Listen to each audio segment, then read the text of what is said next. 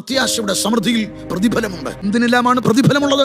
അവിടെ ലഭിക്കുന്ന പ്രതിഫലങ്ങൾ. കർത്താവിന്റെ വേലയിൽ വ്യാപൃതരായാൽ പ്രതിഫലമുണ്ട്, സുവിശേഷം പറഞ്ഞാൽ പ്രതിഫലമുണ്ട്, വിശ്വസ്തരായാൽ പ്രതിഫലമുണ്ട്, കർത്താവിന്റെ വരവിൽ പ്രിയം വെച്ചാൽ പ്രതിഫലമുണ്ട്, ജയിക്കുന്നവന് പ്രതിഫലമുണ്ട്, ആത്മാക്കളെ നേടിയാൽ പ്രതിഫലമുണ്ട്, കർത്താവിങ്കിലേക്ക് ഒരുവനെ തിരിച്ചാൽ പ്രതിഫലമുണ്ട്. അതെ, നമുക്ക് പ്രതിഫലമില്ലാതിരിക്കയില്ല അവിടെ. എന്തിനേറെ, ഒരു ഗ്ലാസ് തണ്ണീർ കൊടുത്താൽ അതിനും പ്രതിഫലമുണ്ടെങ്കിൽ നീ ചെലവിട്ടതിനും പ്രതിഫലം ഇല്ലാതിരിക്കും. കർത്താവിന് വേണ്ടി ഓടിയതിന്, സുവിശേഷം പറഞ്ഞതിന്, സുവിശേഷ വേലയ്ക്ക് വേണ്ടി ചെലവിട്ടതിന്, ഒരു ഗ്ലാസ് തണ്ണീരിന് വരെ പ്രതിഫലം തരാൻ കഴിവുള്ളവൻ അവിടെ വീടൊരുക്കി കാത്തിരിക്കുന്നുണ്ട്. അതുകൊണ്ട് പ്രത്യാശയുടെ സമൃദ്ധിയിൽ പ്രതിഫലമുണ്ടെന്നൊരു ഓർമ്മ നിന്നെ ഭരിക്കണം.